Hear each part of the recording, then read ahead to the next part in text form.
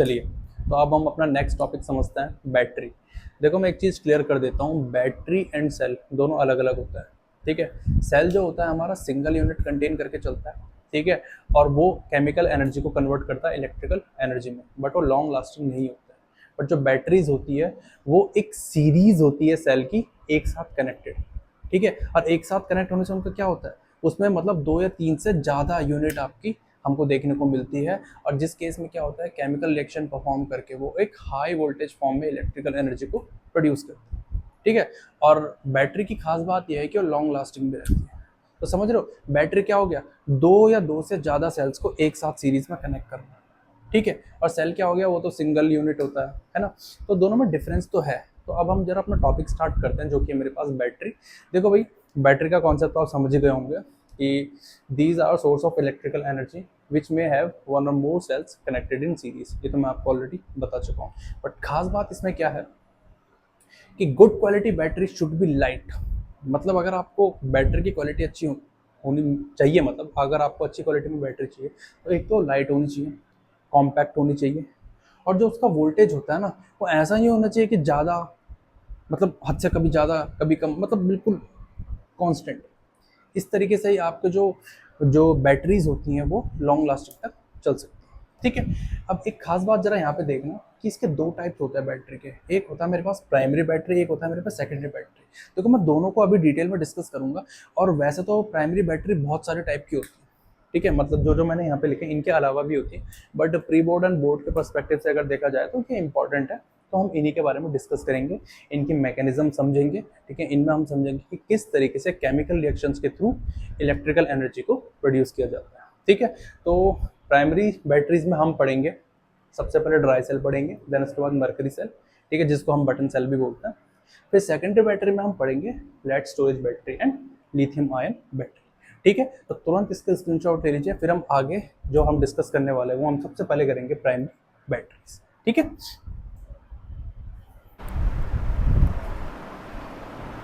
चलिए भाई, तो अब हम समझते हैं कि प्राइमरी बैटरीज क्या होती हैं। भाई देखो, primary batteries use and throw भी आप बोल सकते हैं, अगर आपको बिल्कुल ही सिंपल वे में समझना है। तो प्राइमरी बैटरीज उस टाइप की बैटरीज होती हैं जो कि यूज एंड थ्रो वाली होती हैं। एक बार ही अगर ख़त्म हो गया उनका चार्ज तो वो दोबारा से रिचार्ज नहीं हो सकती है। या फिर आप ऐसा भी बोल सकते हो कि वो इरिवर्सिबल रिएक्शंस से को फॉलो करती है। ठीक है, तो यहाँ पे मैंने डेफिनेशन भी लिखी हुई है, they are non rechargeable batteries that work on irreversible redox reaction. ये मैंने आपको अभी अभी मेंशन किया। Once their chemical energy is used up, जब उनकी केमिकल एनर्जी यूज़ हो जाती है, they can not be charge or reused. ठीक है, ये तो बहुत क्लियर है। लेकिन जो खास बात अब है वो है फर्स्ट, जो पहला हम प्राइमरी सेल पढ़ेंगे या फिर प्राइमरी बैटरीज पढ़ेंगे, वो होता है मेरे पास ड्राई सेल। ठीक है, ड्राई सेल या ड्राई बैटरी जो आपको बोलना। अब देखो ये जनरली यूज़ कहाँ पे होती है भाई, आपने देखा होगा क्या कहते हैं उसे, रेडियो में। पुराने ज़माने में जो रेडियोज़ होते थे दादा दादी के पास, उनमें देख रहे थे बड़े बड़े सेल होते थे। ठीक है, वो हो गया ड्राई सेल। या फिर आपके घर में जो घड़ी लगी रहती है, वॉच होती हैं, वो जो वॉल वॉचेस की बात कर रहा हूँ मैं, जो दीवारों पर टंगती हैं, उसमें हो गया। रिमोट में जो सेल यूज़ होते हैं, ये आपके सारे ड्राई सेल है।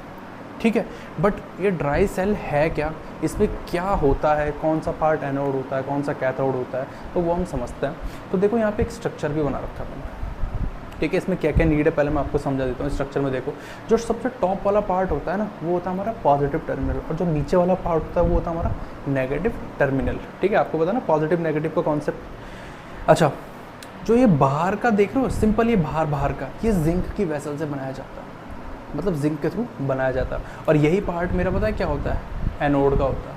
अभी हम यहाँ पे समझेंगे स्ट्रक्चर में। ठीक है, अच्छा, ये पोरस पेपरिंग करी जाती है अंदर से कहाँ से, ये जो ग्रेफाइट देख रहे हो आप, ये एक सेल टाइप का, जब आप सेल को तोड़ोगे ना, ये ड्राई सेल को, रेडियो वाले सेल को तोड़ोगे तो अंदर से चौक टाइप की ऐसे निकलती है ग्रेफाइट, वो कार्बन ग्रेफाइट होता है। ठीक है, तो उसको जो बाहर से ये देख रहे हो, ये जो बाहर से कवर किया हुआ है ब्लू लाइन, तो ये होते हैं पोरस पेपर। ठीक है, तीसरा जो है मेन चीज़ इसमें अंदर देखो, जो मैं बता रहा था आपको कि एक होता है आपका ऐसे चौक के जैसे दिखता है, उस सेल को अगर आप तोड़ोगे तो अंदर से ना ब्लैक कलर का चौक जैसा दिखेगा बिल्कुल, तो वही होता है आपका ग्रेफाइट। और यहीं पे आपकी प्रोसेस होती है कैथोड की, यहीं पे होती है कैथोड की प्रोसेस। ठीक है, अब उसके बाद देखो,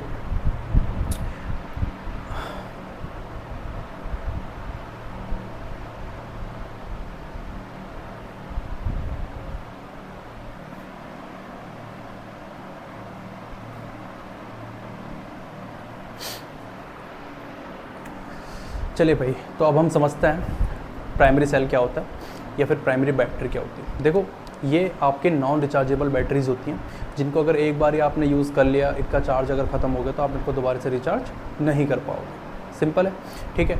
अच्छा, एक और चीज़, ये इरिवर्सिबल रिडॉक्स रिएक्शन को फॉलो करती है, ठीक है, इरिवर्सिबल रिडॉक्स रिएक्शन को फॉलो करती हैं। और अगर मैं प्राइमरी बैटरीज में या प्राइमरी सेल में बात करना चाहूँ तो सबसे पहला जो मेरा सेल होता है वो होता है ड्राई सेल, जो कि मोस्ट इंपॉर्टेंट होता है। ये जनरली आपका किस में यूज़ होता है? आपके वॉल वॉचेस होते हैं, जो घरों में जो दीवार में आपकी घड़ियाँ रहती हैं, ठीक है, पुराने टाइम पे जो रेडियो यूज़ होते थे उसमें यूज़ होता है, रिमोट में आपका यूज़ होता है, ठीक है। तो इसका बेसिकली ध्यान रखना है कि जो ड्राई सेल होता है उसके काफ़ी एग्जांपल मैंने लिखे हुए हैं और कहाँ कहाँ पे यूज़ होता है वो भी आप देख सकते हैं, ठीक है। अच्छा, ये तो उसका स्ट्रक्चर हो गया ड्राई सेल का। कभी ना कभी आप लोगों ने देखा होगा, इस टाइप का ड्राई सेल होता है, ठीक है। अंदर उसका ग्रेफाइट जो होता है, मतलब ग्रेफाइट की रॉड होती है अंदर की, ठीक है, वो किससे सराउंडेड होती है? मैंगनीज ऑक्साइड से सराउंडेड होती है, ठीक है। बाहर का जो पूरा सेल का वेसल होता है वो जिंक से बना हुआ रहता है, ठीक है। अंदर ये जो सॉल्यूशन होता है, ये जो या फिर सॉल्यूशन बोले या फिर जो इलेक्ट्रोलाइट होता है वो होता है अमोनियम क्लोराइड और जिंक क्लोराइड का। तो ऐसा तो बस ये एक स्ट्रक्चर है, स्ट्रक्चर तो आप देखोगे, आप याद कर लोगे, बट ये स्ट्रक्चर में हो क्या रहा है तो वो समझता है। देखो, स्ट्रक्चर सिंपल सी बात ये कहता है कि जो एनोड साइड है, क्योंकि आपको बेसिकली एनोड एंड कैथोड की रिएक्शन पता होनी चाहिए कि एनोड कहाँ पे हो रहा है और कैथोड कहाँ पे हो रहा है। जनरली जितने भी हम बैटरीज पढ़ेंगे, ठीक है, जो इसके बाद आने वाले एग्जांपल्स होंगे, सब में आपको बस एनोड एंड कैथोड की रिएक्शन ही पता होनी चाहिए, ठीक है। किस में ऑक्सीडेशन हो रहा है, किस में रिडक्शन हो रहा है। मैकेनिज्म में अच्छे से क्लियर करूँगा, ठीक है, मैं यहाँ पर लिख भी दूंगा, बट आपको वही पता होना चाहिए। क्यों? क्योंकि कभी कभार एग्जाम में, बोर्ड में या फिर प्री बोर्ड में आपको ड्राई सेल के लिए मेन रिएक्शन लिखने के लिए आ जाएगी। और मेन रिएक्शन बनेगी कैसे? रिडॉक्स रिएक्शन, जब आप एनोड एंड कैथोड की रिएक्शन को पता कर पाओगे कि उनमें कौन सी रिएक्शन हो रही है। तो देखो जरा यहाँ पे एनोड में क्या होता है? जिंक कंटेनर, मतलब सॉरी, जिंक कंटेनर में आपका क्या हो रहा है? एनोड चल रहा है। एनोड मतलब ऑक्सीडेशन की प्रोसेस, मतलब हो ना हो कहीं ना कहीं ये जिंक ही क्या कर रहा होगा?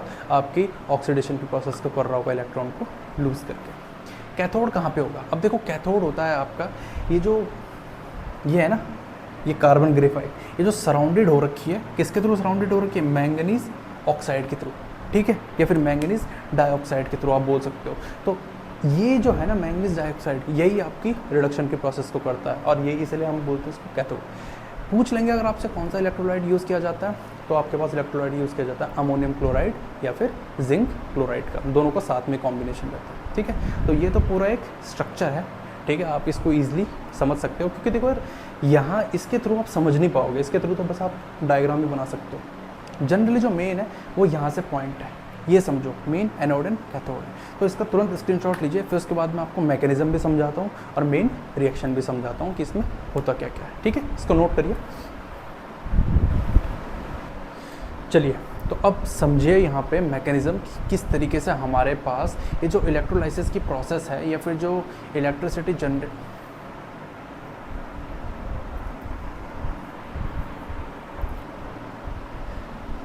चलिए तो अब हम समझते हैं ड्राई सेल की मैकेनिज्म, ठीक है।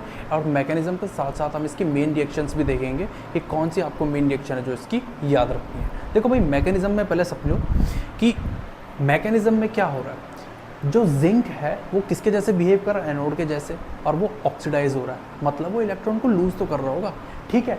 अब उसके बाद जो इलेक्ट्रॉन को जब वो लूज करता है तो जो इलेक्ट्रॉन होता है ना, ये एक्सटर्नल वायर के थ्रू फ्लो करता है। अभी एक्सटर्नल वायर के थ्रू फ्लो करेंगे, ठीक है, जो कि होती है आपकी कार्बन रॉड। अगर आप कार्बन रॉड की बात करो तो वही आपकी एक्सटर्नल वायर होती है। अब उसके बाद क्या होता है, जब इस केस में इलेक्ट्रॉन हमारे ट्रैवल करता है कार्बन रॉड के थ्रू, तो which acts as the cathode. क्यों? क्योंकि आपने देखा होगा कि जब आपने स्ट्रक्चर देखा होगा इसका, तो जो आपके पास ग्रेफाइट होता है ना, कार्बन ग्रेफाइट, वो किससे घिरा हुआ है? MnO2 से घिरा हुआ है, ठीक है। MnO2 के सब्सटेंस से घिरा हुआ है वो, या फिर MnO2 से घिरा हुआ है, जिस वजह से क्या होता है कि बाद में जो इलेक्ट्रॉन ट्रैवल कर रहा था ना कार्बन वायर के थ्रू, जो एक्सटर्नल वायर लगी थी हमारी, उसके थ्रू जो ट्रैवल करके आया, तो जैसे ही वो उसके थ्रू ट्रैवल करके आया तो MnO2 ने तुरंत उस इलेक्ट्रॉन को एक्सेप्ट कर लिया। और जब MnO2 ने उस इलेक्ट्रॉन को एक्सेप्ट कर दिया तो MnO2 क्या हो गया? रिड्यूस हो गया, मतलब रिडक्शन की प्रोसेस। तो समझ गए, जिंक ने इलेक्ट्रॉन को लूज़ किया, तो ये हो गई आपकी एनोड की प्रोसेस, जब इलेक्ट्रॉन लूज हुआ। अब वो इलेक्ट्रॉन ट्रैवल करते करते किसके थ्रू ट्रैवल करके आया? एक्सटर्नल वायर के थ्रू, जो कि होती है आपकी कार्बन वायर, ठीक है। और उसके जैसे ही वो कार्बन वायर पे इलेक्ट्रॉन ट्रैवल करके आया तो MnO2 ने उस इलेक्ट्रॉन को क्या कर लिया? गेन कर लिया, या फिर जैसे उसने गेन किया वो रिडक्शन की प्रोसेस हो गई। ठीक है, तो ये तो था आपका पूरा का पूरा मैकेनिज्म। और आप देख रहे हो होंगे जैसे यहाँ पे कि द मूवमेंट ऑफ इलेक्ट्रॉन, भाई जो मूवमेंट हो रही है ना इलेक्ट्रॉन की, उसी की वजह से हमारे पास क्या जनरेट हो रहा है, इलेक्ट्रिक करंट। इतना तो क्लियर होगा। अब देखो केमिकल रिएक्शन जो आपको याद रखनी है, एनोड में क्या हो रहा है, सेम वही जिंक ने इलेक्ट्रॉन को लूज़ किया होगा, जिंक टू पॉजिटिव बनाया होगा। अब इलेक्ट्रॉन लूज हो चुका है। अब देखो हमारे पास कार्बन का ग्रेफाइट जो था किससे गिरा हुआ था, MnO2 से। तो यहाँ पे क्या हुआ, कैथोड में MnO2 ने उसी इलेक्ट्रॉन को क्या कर लिया, गेन कर लिया। जैसे ही उसने इस इलेक्ट्रॉन को गेन किया तो वो क्या बना दिया उसने, Mn2O3। ठीक है, ध्यान रखना ये रिड्यूस होके बना रहा है Mn2O3, और ये पूरी की पूरी जो रिएक्शन है ये बैलेंस करके लिखी हुई है। और अगर आपको रिडॉक्स रिएक्शन चाहिए तो दो टाइप के हाफ रिएक्शंस को क्या कर दीजिए, एडअप कर दीजिए। तो मैंने एडअप करके लिखा, तो जो मेन रिडॉक्स रिएक्शन आ रही है ट्राई सेल की वो ये, और आपको एग्जाम में सिर्फ यही 3 चीज़ें ही याद रखनी है। समझ रहे हो मेरी बात को? तो ये बहुत ही ज़्यादा इंपॉर्टेंट कॉन्सेप्ट है। अच्छा, एक अलग से क्वेश्चन जो कि बहुत कम बच्चों को पता होता है कि जो ये ड्राई सेल है ये इरिवर्सिबल क्यों है, ये इरिवर्सिबल रिडॉक्स रिएक्शन को क्यों परफॉर्म करता है, मेन क्वेश्चन मैं अगर आपसे पूछ लूँ तो इसका रीज़न बहुत सिंपल है। देखो भाई, जो जिंक होता है ना वो एक तो इतना ज़्यादा ओवर यूज़ हो जाता है कि एनोड की प्रोसेस मतलब दोबारा से हो ही नहीं पाती। और ओवर यूज़ होने का मतलब समझ रहे हो, जिंक का एनोड में पूरी तरीके से यूज़ हो जाता है, दोबारा से रीयूज़ हो ही नहीं पाता। एक तो मेन रीज़न ये है कि जब जिंक दोबारा से रीयूज़ हो ही नहीं पाएगा तो रिवर्स रिएक्शन कैसे हो पाएगी। समझ रहे मेरी बात को? तो एक तो रीज़न ये है। दूसरा रीज़न क्या है हमारे पास, MnO2 का। जब MnO2 इलेक्ट्रॉन को क्या कर लेता है, गेन कर लेता है, तो वो रिड्यूस होकर Mn2O3 बना देता है। अब Mn2O3 एक बार अगर बन गया ना तो उसको दोबारा से MnO2 में कन्वर्ट करना इतना आसान नहीं होता है। ठीक है, तो मेन रीज़न यही है कि जो ड्राई सेल होती हैं वो इरिवर्सिबल रिएक्शंस होती हैं। ठीक है, वो रिवर्सिबल रिएक्शन नहीं हो पाती। 2 मैंने रीज़न बता दिया आपको, होप सो। वैसे तो ये हर किसी को पता रहता नहीं, बट कोई नहीं, मुझे आइडिया था तो मैंने आप लोगों को बता दिया। ठीक है, आप फ्लैक्स भी मार सकते हो किसी के भी सामने कि बताना भाई जो ड्राई सेल है वो क्यों हमारा इरिवर्सिबल रिएक्शंस होता है या इरिवर्सिबल रिडॉक्स रिएक्शन को परफॉर्म करता है, बट रिवर्सिबल रिडॉक्स रिएक्शन को परफॉर्म नहीं कर पाता। तो उसके रीज़न मैंने आपको बता दिया है। पहला जिंक का रीयूज़ ना होना, और दूसरा MnO2 का रिड्यूस होकर Mn2O3 बना देना, और जिसकी वजह से हम Mn2O3 को दोबारा से MnO2 में कन्वर्ट नहीं कर पाते इतनी आसानी से। ठीक है, तो इसका स्क्रीनशॉट ले लीजिए, फिर हम चलते हैं अपने नेक्स्ट सेल की तरफ। चलिए, तो अब मरकरी सेल को समझते हैं, जिनको हम बटन सेल भी बोलते हैं। ठीक है, जनरली ये यूज़ होता है आपके जो हाथों में आप घड़ियाँ पहनते हो ना, उसमें यूज़ होते हैं। ठीक है, कैलकुलेटर में यूज़ होते हैं। बहुत ही छोटे साइज़ के सेल होते हैं। ठीक है, इनकी ख़ास बात क्या होती है कि भले ही इनका साइज़ कॉम्पैक्ट हो लेकिन ठीक ठीक टाइम तक चल जाता है। मतलब जैसे घड़ी के सेल भी आपका 1 साल 2 साल चल ही जाता है। ठीक है, जबकि साइज़ इनका बहुत छोटा होता है। तो आप यहाँ पे स्ट्रक्चर भी देख सकते हो कितने ऐसे बटन शेप में होता है। बटन सेल देखे भी होंगे आपने, वो याद है वो वाला क्या कहते हैं उसे, मोबाइल आता था पहले, धूम मचाले वाला, है ना, जिसमें मैं हो डॉन वाले गाने आते रहते थे रिंगटोन। तो उसमें भी यही सेल यूज़ होता है। ठीक है, अब देखो सबसे पहले क्या है, मैंने यहाँ पे सारी चीज़ें लिखी हुई है, देखो कितना ईजी है समझना। पहले आप यहाँ पे समझो कि स्ट्रक्चर को समझो। एनोड कौन सा होगा आपका, जिंक। मतलब यहाँ पे भी क्या करेगा, इलेक्ट्रॉन लूज, जिंक ही किया जाएगा, मतलब जिंक ही आपका इलेक्ट्रॉन को लूज़ करेगा। बट जो कैथोड है अब यहाँ पे ये चेंज हो गया। हमारे पास जो ड्राई सेल था उसमें जो कैथोड साइड थी वो मैंगनीज ऑक्साइड की थी, बट यहाँ पे जो हमारे पास कैथोड साइड है वो किसकी है, मर्क्यूरिक ऑक्साइड की, मरकरी। ठीक है, अच्छा इलेक्ट्रोलाइट, उस वाले केस में हमारे पास इलेक्ट्रोलाइट था, सोडियम क्लोराइड, अमोनियम क्लोराइड हो गया या जिंक क्लोराइड हो गया। बट यहाँ पे हमारे पास जो बटन सेल है, ठीक है, या फिर जो मरकरी सेल है, इसमें इलेक्ट्रोलाइट है मेरे पास KOH एंड NaOH का मिक्स किया हुआ पेस्ट।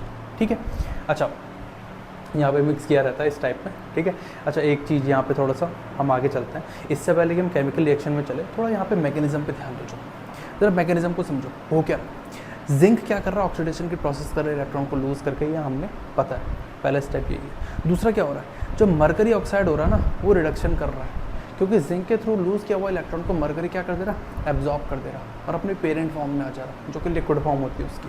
ठीक है, इलेक्ट्रॉन मूव तो कर रहे हैं लेकिन किसके थ्रू कर रहे हैं, सर्किट जनरेटिंग करंट। सर्किट के थ्रू इलेक्ट्रॉन क्या कर रहे हैं, मूव कर रहे हैं और साथ में करंट को जनरेट कर रहे हैं। ठीक है, अच्छा इसमें एक खास बात है कि जो OH आयंस है वो क्या होते रहते हैं, कंटिन्यू रीजनरेट होते रहते हैं, जिसकी वजह से जो इलेक्ट्रोलाइट होता है वो चेंज नहीं होता, इलेक्ट्रोलाइट भी आपका सेम ही रहता है। जो आपका एनोड के केस में होगा वही कैथोड के केस में भी, मतलब इलेक्ट्रोलाइट के चेंजेस की यहाँ पे कोई पॉसिबिलिटीज़ नहीं रहती, क्योंकि OH आयन मेरे कंटिन्यू जनरेट होते रहते हैं। नहीं समझ में आया अगर ये, तो रिएक्शन देखो, केमिकल रिएक्शन। एनोड में क्या हो रहा है, जो जिंक है मेरा वो इलेक्ट्रॉन को लूज कर रहा है, और लूज करके क्या कर रहा है, देखो यहाँ पे ये 2 इलेक्ट्रॉन को लूज कर रहा है, अभी तो लूज करके जिंक ऑक्साइड बना रहा हूँ। ठीक है, मेटेलिक ऑक्साइड की फॉर्म में आ जा रहा। अब हुआ क्या, सेम उन्हीं इलेक्ट्रॉन को गेन किसने किया, मरकरिक ऑक्साइड ने। उसने क्या किया, मरकरिक ने उसी इलेक्ट्रॉन को गेन कर दिया। ठीक है, गेन करके क्या हुआ, वो अपनी पेरेंट फॉर्म में आ गया Hg। अब देखो यहाँ पे ये जो 2OH है जो हमारे पास यहाँ से रिएक्ट कर रहा था, OH के जो आयंस थे वो ये हमारे पास देखो यहाँ पे दोबारा से आ गए। किसके केस में आ रहे हैं, कैथोड के केस में। तो मतलब ये रीजनरेट होता रहता है, एनोड के केस में भी एंड कैथोड के केस में भी। तो रीजनरेशन का मतलब मेरा यही था। अब अगर मैं फाइनल रिएक्शन बोलना चाहूँ आपको रिडॉक्स रिएक्शन की, कि ओवरऑल रिएक्शन क्या होगी इन दोनों की, तो वो होगी, देखो 2OH से 2OH तो वो तो कैंसिल आउट हो जाएंगे, इलेक्ट्रॉन से इलेक्ट्रॉन वो भी कैंसिल आउट हो जाएंगे। बचेगा क्या आपका, बचेगा बस आपका, अच्छा H2O से H2O भी कैंसिल आउट हो जाएगा। ठीक है, बचेगा क्या, बस जिंक, मरकरिक ऑक्साइड, इधर से जिंक ऑक्साइड बचेगा, इधर से मरकरी। तो ये कितनी सिंपल सी इसकी रिडॉक्स रिएक्शन है ना, इसमें कोई ज़्यादा दिक्कत नहीं होती यार, वैसे भी साइज़ तो उनका इतना छोटा है, कौन बढ़ रहा है इतना। अच्छा एक और चीज़ इंपॉर्टेंट, जो इसमें वोल्टेज होता है ना, वोल्टेज आउटपुट, जैसे मैंने पहले वाले का जो वोल्टेज आउटपुट था वो नहीं लिखा है मैंने, उसका 1.5 वोल्ट के समथिंग का होता है, मैं यहाँ पे लिख भी देता हूँ। ड्राई सेल का जो वोल्टेज आउटपुट होता है हमारा 1.5 वोल्ट के समथिंग ड्राई सेल का। बट जो यहाँ पे हमारे पास बटन सेल होते हैं या फिर मर्करी सेल होते हैं, इनका वोल्टेज होता है 1.35, आराम बहुत धीरे धीरे स्टडी लिखा भी है 1.35 वोल्ट के समथिंग। ठीक है, अच्छा कॉम्पैक्ट साइज़ होता है, बहुत ही छोटा साइज़ होता है ना, छोटे से साइड में सारी घिच पिच हो रखी है। देखो ना कितनी खतरनाक केमिस्ट्री लगी होगी ना वहाँ पे, कि आप खुद सोचो कि साइज़ इतना छोटा सा, लेकिन उसके अंदर भी प्रोसेस चल रही है आपके पास एनोड एंड कैथोड की, कोई इलेक्ट्रॉन को लूज़ कर रहा होगा, कोई गेन कर रहा होगा, और केमिकल रिएक्शन को कन्वर्ट किया जा रहा होगा इलेक्ट्रिकल रिएक्शन। तो यही तो होती है केमिस्ट्री, है ना। Compact size, long shell life, चल जाते हैं भाई 6-6 महीने 1 साल चल जाते हैं अच्छे से। अच्छा एक इम्पॉर्टेंट चीज़ आपको पता है, अब ना मरकरी सेल आने बंद हो गए। रीज़न पता है क्या उनका, रीज़न उनका ये है क्योंकि मरकरी एक्चुअली में टॉक्सिक होता है। ठीक है, अब जितने भी सेल्स आ रहे हैं वो मरकरी फ्री आ रहे हैं या फिर लिथियम बेस्ड सेल आ रहे हैं। ठीक है, तो जो मरकरी वाले सेल थे उनको अब रिप्लेस किया जा रहा है लिथियम के थ्रू, क्योंकि लिथियम कम टॉक्सिक होता है बट मरकरी जो बहुत ही ज़्यादा टॉक्सिक होता है। तो ये था मेरा पूरा का पूरा जो मरकरी सेल था, उसका मैकेनिज़्म, उसके केमिकल रिएक्शंस, उसका स्ट्रक्चर क्या क्या होता है।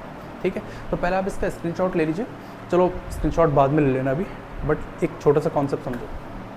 मैंने आपको अभी कुछ देर पहले समझाया था कि जो ड्राई सेल होता है वो इरिवर्सिबल ही क्यों होता है, रिवर्सिबल क्यों नहीं हो पाता। तो मैंने उसमें रीज़न दिया था क्योंकि जिंक जो होता है वो पूरी तरीके से यूज़ हो जाता है और एनोड में दोबारा से रीयूज़ नहीं हो पाता।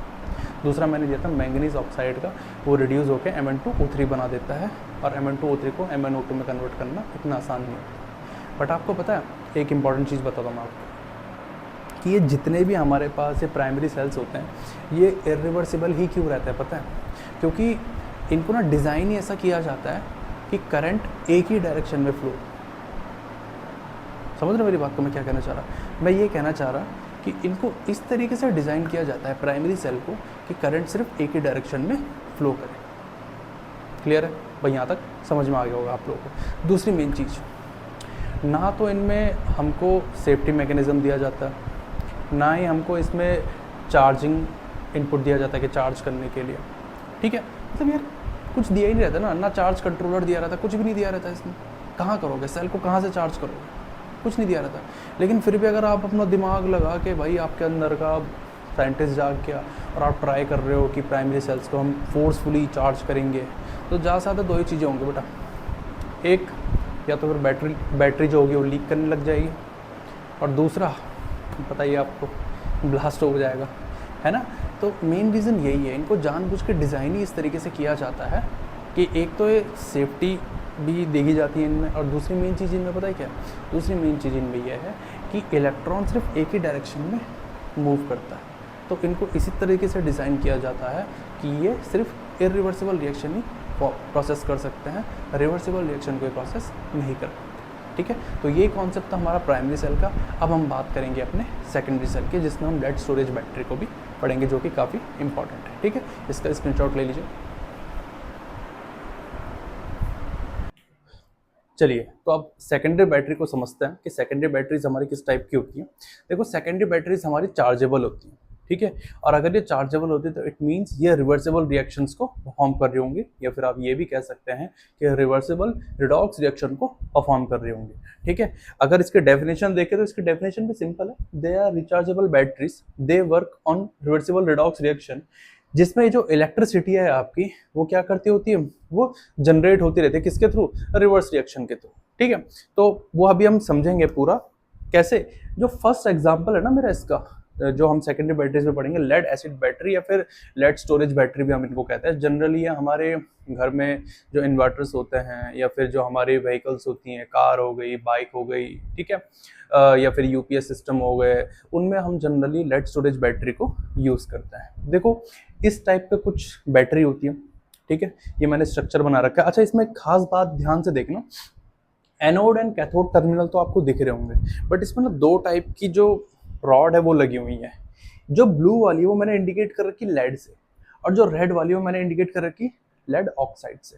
अब हो ना हो, कहीं ना कहीं इन्हीं दोनों के बीच में हमारे पास केमिकल रिएक्शंस परफॉर्म हो रही है। ठीक है, मजे की बात यह है कि लेड ही आपका इलेक्ट्रॉन को लूज करेगा एंड लेड ही आपका इलेक्ट्रॉन को गेन करेगा। ठीक है, अब हम वो समझते हैं मैकेनिज्म में। देखो हो क्या रहा है, during discharge lead at anode oxidize to Pb2 positive form lead sulfate। मतलब मैं ये कहना चाह रहा कि एनोड टर्मिनल में जो लेड होता है वो क्या कर रहा है, वो आपका इलेक्ट्रॉन को लूज करके लेड सल्फेट बना रहा है। पहला केस तो ये हो गया, हमारी एनोड की या फिर ऑक्सीडेशन की प्रोसेस हो गई। अब दूसरा केस समझो, एट कैथोड। कैथोड पे क्या हो रहा है, जो लेड ऑक्साइड है बैठा हुआ, ठीक है, जो लेड ऑक्साइड है, अब वो क्या करेगा, जो लेड के थ्रू यहाँ पे इलेक्ट्रॉन लूज किए गए थे ना, तो लेड ऑक्साइड क्या करेगा, उन्हीं इलेक्ट्रॉन को गेन कर लेगा। ठीक है, तो lead oxide reduce to Pb2 positive and forms PbSO4। वो जैसे ही जाएगा तो वो तुरंत क्या कर लेगा, उन इलेक्ट्रॉन को गेन कर लेगा। ठीक है, लास्ट में क्या होता है, the electrolyte gets diluted as H2SO4 is consumed. भाई देखो, ये सॉल्यूशन देखो H2SO4 का 38% का एसिड होता है ना, ये H2SO4 का सॉल्यूशन होता है। जैसे ही आपका H2SO4 का सॉल्यूशन कंज्यूम हो जाता है, तो जो इलेक्ट्रोलाइट के फॉर्म में हम H2SO4 को यूज कर रहे हैं ना, अब वो पता है क्या होगा, वो आपका डाइल्यूटेड हो जाएगा। मतलब जब रिएक्शन कंप्लीट हो जाएगी, या फिर रिएक्शन जब हमारी स्टार्ट होके एंड तक आ जाएगी एनोड एंड कैथोड के परफॉर्म करके, तो हमारा H2SO4 क्या हो जाएगा, डाइल्यूटेड हो जाएगा। हो ना हो कहीं पे वहाँ पे H2O का फॉर्मेशन हो रहा होगा। ठीक है, नहीं समझ में आ रहा तो यहाँ पे देखो, स्ट्रक्चर मैंने पहले बोल दिया आपको कि कैसा है। अगर इसके थ्रू समझ में नहीं आ रहा, इसके थ्रू समझ में नहीं आ रहा, तो यहाँ से समझो स्ट्रक्चर। एनोड कौन सा पार्ट होगा, स्पॉन्जी लेड। ठीक है, लेड वाला जो पार्ट होगा वो होगा मेरा एनोड परफॉर्म करेगा ऑक्सीडेशन में। Cathode lead dioxide, lead dioxide मेरा कैथोड, मतलब रिडक्शन परफॉर्म करेगा। इलेक्ट्रोलाइट आपका मैंने बोला है डाइल्यूटेड H2SO4। जब H2SO4 मेरा पूरी तरीके से, जो मेरा कॉन्सेंट्रेटेड H2SO4 जो 38% मैं यूज कर रहा हूँ, जब वो मेरा पूरी तरीके से कंज्यूम हो जाता है, तो जो इलेक्ट्रोलाइट मेरा बनता है दिन लास्ट में, वो डाइल्यूटेड बन जाता है। समझ रहे मेरी बात को। अब देखो यहाँ पे रिएक्शन देखो, कितनी सिंपल रिएक्शन है। देखो, डिस्चार्जिंग रिएक्शन है। ठीक है, अच्छा मैंने शायद ना यहाँ पे दो बार लिख दिया, कोई दिक्कत नहीं, इसको मैं रिमूव कर देता हूँ। ठीक है, देखो डिस्चार्जिंग रिएक्शन है, क्या क्या हो रहा है रिएक्शन में, यही आपको याद रखनी है एग्जाम। ठीक है, अगर प्री बोर्ड में आएगा ना तो मेन यही चीजें होती है, ध्यान से समझो। एनोड में ऑक्सीडेशन हो रहा, तो लेड ने क्या करना है, लेड ने भाई दो इलेक्ट्रॉन को लूज करना है, और वो जब दो इलेक्ट्रॉन को लूज करेगा तो लेड सल्फेट बना रहा है, ऑब्वियस सी बात है। ये मेरी क्या हो गई, ये ऑक्सीडेशन की प्रोसेस। अब रिडक्शन में देखो, ये जो लेड ऑक्साइड देख रहा हो अब ये यही जो लेड ऑक्साइड होगा, ये क्या करेगा, वो जो दो इलेक्ट्रॉन लूज किए हुए थे ना, उनको क्या कर लेगा, गेन कर लेगा। लेड ऑक्साइड दो इलेक्ट्रॉन को गेन करके क्या बना देगा, लेड सल्फेट बना देगा। सिंपल सी बात है ना। तो मतलब लेड ही क्या कर रहा है, इलेक्ट्रॉन को लूज कर रहा है, लेड ही क्या कर रहा है, इलेक्ट्रॉन को गेन कर रहा है। तो हमारे पास रिडक्शन की भी प्रोसेस हो गई। अब आपको ओवरऑल रिडॉक्स रिएक्शन निकालना तो आता ही है, कैसे निकलती है भाई, लेफ्ट हैंड साइड को प्लस कर दो, राइट हैंड साइड को भी प्लस कर दो, जो अपोजिट डायरेक्शन में उनको माइनस कर दो अगर सेम है। जैसे कि दो इलेक्ट्रॉन से दो इलेक्ट्रॉन कैंसल आउट हो गए। अब देखो SO4 negative and SO4 negative एक ही साइड में, ठीक है, एक ही साइड में, लेफ्ट साइड में। तो उनको गलत ये मत सोचना कि ये आप इनको कैंसिल कर दोगे, नहीं, ये ऐड होंगे। बट ध्यान से देखो, यहाँ पे ना रेडॉक्स रिएक्शन को बैलेंस करने के लिए हमारे पास H प्लस के 4 आयंस है। तो जब ये H प्लस के 4 आयंस और जब ये चीजें हमारी मिलती है ना, H प्लस के 4 आयंस और जब ये चीजें हमारी मिलती है, समझ रहे हो मेरी बात को, तो ये पूरा मिलके क्या बनाता है, H2SO4 का सॉल्यूशन। समझ रहे हो? तो इन सबको ऐड करके H2SO4 आ गया मेरा, बाकी Pb का Pb इधर ही रहा, PbO2 मेरा इधर आ गया, ठीक है।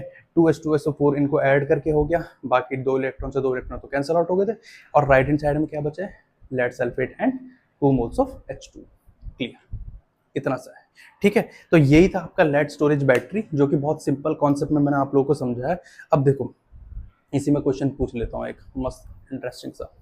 मैं अगर आपसे पूछ रहा हूँ कि जो लेड स्टोरेज बैटरी होती है ये हमारे रिवर्सिबल क्यों, है ना, तो इसका सिंपल से एक रीज़न मैं देता हूँ आपको अगर लिखना होगा तो आप लिख भी लेना, ठीक है। देखो भाई, जब हम एक्सटर्नल एनर्जी देके बैटरी को चार्ज करते हैं, आपको पता है ना, कभी कभार हमारी बैटरी डेड हो जाती है, पता होगा, तो हम उसको चार्ज करते हैं। इन्वर्टर की बैटरी भी चार्ज होती है, सब चार्ज होती है। तो मतलब हम चार्ज कैसे कर रहे हैं लेड स्टोरेज बैटरी को, बाहर से एक्सटर्नल एनर्जी को देके या फिर एक्सटर्नल फोर्स को यूज करके, ठीक है। तो उस केस में हो क्या रहा है, उस केस में मेरे पास जो लेड एंड जो लेड ऑक्साइड है ना, ये दोबारा से क्या हो जा रहे हैं, रीजनरेट हो जा रहे हैं। समझ रहे हो भाई, अगर इनका कंज्यूम हो गया होगा पूरा, ये पूरी तरीके से यूज हो गए होंगे, ठीक है, एक बारी की रिएक्शन में, तो अब अगर इनको जैसे फॉरवर्ड डायरेक्शन में अगर रिएक्शन चल रही है, तो उस केस में लेड एंड लेड ऑक्साइड पूरी तरीके से यूज हो गए। तो अगर आपको दोबारा से रिएक्शन को स्टार्ट करना है, तो आपको बाहर से करंट प्रोवाइड कराना पड़ेगा या फिर एक्सटर्नल एनर्जी प्रोवाइड करानी पड़ेगी, ताकि रिएक्शन अपोजिट डायरेक्शन में मूव करे। तो उस केस में क्या होता है, जब हम बाहर से सर्किट को प्रोवाइड कराते हैं, करंट प्रोवाइड कराते हैं, तो लेड एंड लेड ऑक्साइड आपका दोबारा से रीजनरेट हो जाता है, पहली चीज। दूसरा चीज ये, जैसे ही आप बाहर से एक्सटर्नल एनर्जी का यूज करते हो बैटरी को चार्ज करने के लिए, तब उस केस में क्या होता है, जो हमारे H2SO4 की कंसंट्रेशन है, जैसे डाइल्यूटेड हो जाती है इलेक्ट्रोलाइट में, उस केस में, है ना।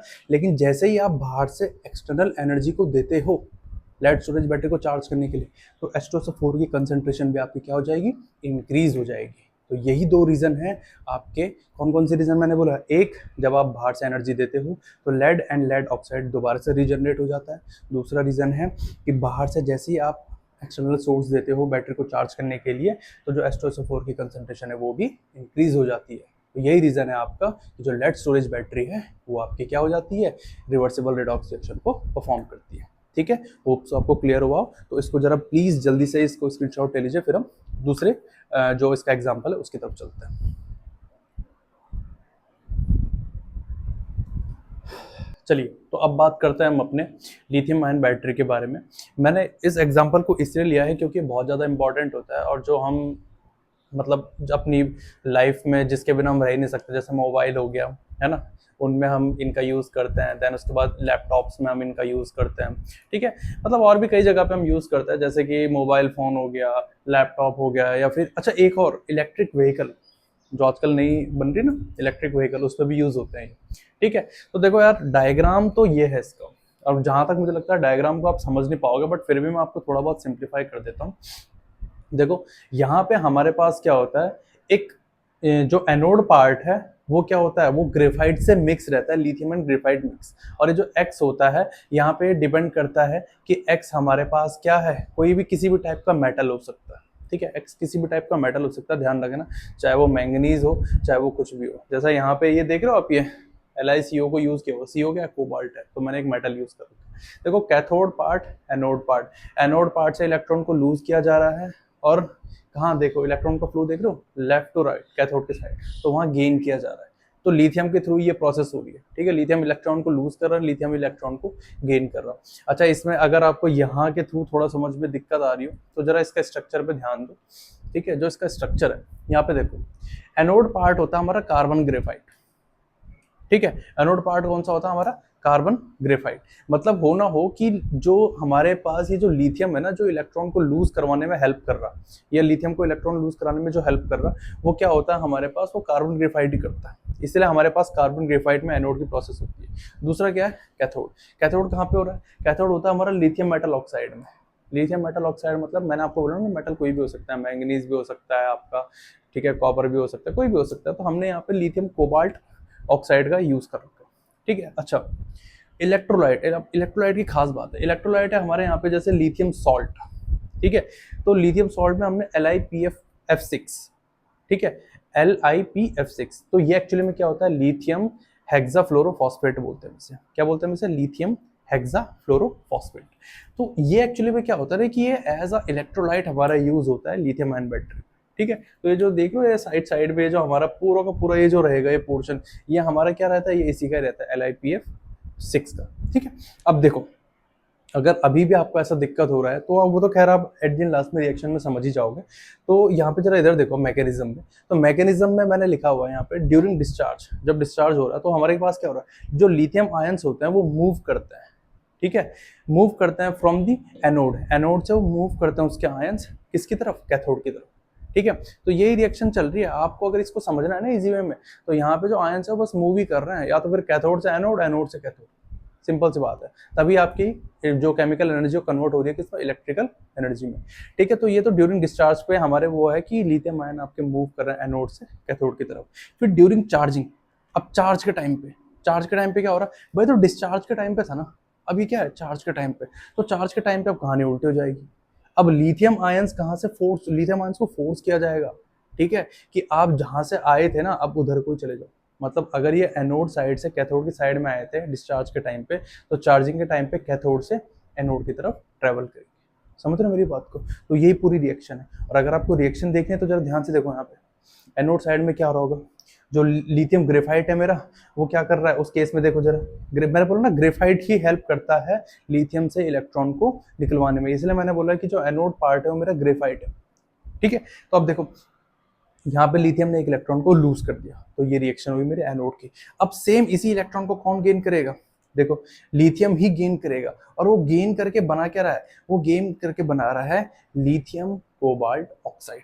ठीक है, यहाँ से देखो ना, ये लिथियम इस इलेक्ट्रॉन को गेन करके क्या बना रहा है, लिथियम कोबाल्ट ऑक्साइड। ठीक है, ये कोबाल्ट ऑक्साइड होता है, ये जो CO है ना ये कोबाल्ट है, तो कंफ्यूज मत होना, अगर यहाँ पे ये दिख रहा है ये CO। ठीक है, मैं इसको थोड़ा सा चेंज कर देता हूँ, ये लीजिए CO2, ये कोबाल्ट ऑक्साइड। ठीक है, कोबाल्ट जनरली हमने यूज किया, लेकिन मेटल ऑक्साइड बोलते हैं क्योंकि मेटल में कोई भी मेटल आपका यूज हो सकता है।